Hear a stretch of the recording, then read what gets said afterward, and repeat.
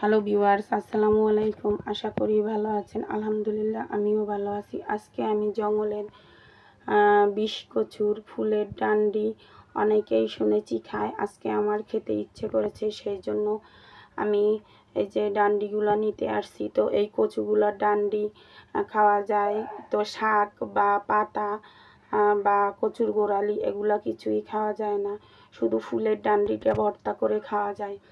এই জন্য আমি এই ফুলের ডান্ডিগুলো আজকে কেটে নিয়েছি। তো ফুলগুলা কেটে ফেলে দেব, আমার যতটুকু পরিমাণ ততটুকুই আমি নিতেছি।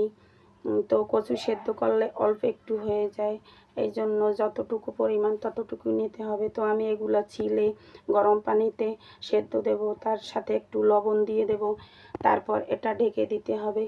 কিছুক্ষণ পর এটা দেখতে হবে যে এটা সেদ্ধ হয়েছে কিনা। তো আমার এগুলা সেদ্ধ হয়ে গেছে, আমি এখন এগুলা জাপিতে ঢেলে দেব।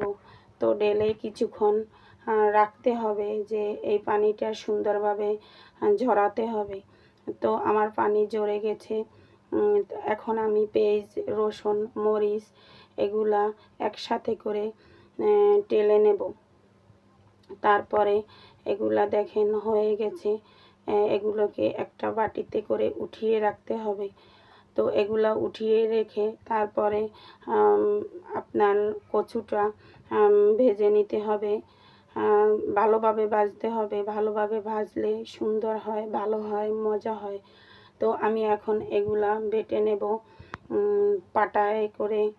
তো দেখেন আমি এগুলো সব একসাথে করে মরিচ এবং রসুন, পেঁয়াজ, কচু, ডান্ডিগুলো এগুলো আমি এখন বাটতেছি। তিনবার বাটলে এটা মিক্সচার ভালো হয়। তো আমি এগুলা এখন দেখেন বাটা হয়ে গেছে, বাটিতে রাখছি। কত সুন্দর কালার এবং এটা খেতেও সুস্বাদু। তো আমি এখন এগুলা ভাতের সাথে খাবো, খুব দারুণ বা মজা লাগবে। এটা গরম ভাতের সাথে খাবেন। যদি ভালো লাগে তাইলে লাইক করে, কমেন্ট করে, সাবস্ক্রাইব করে পাশে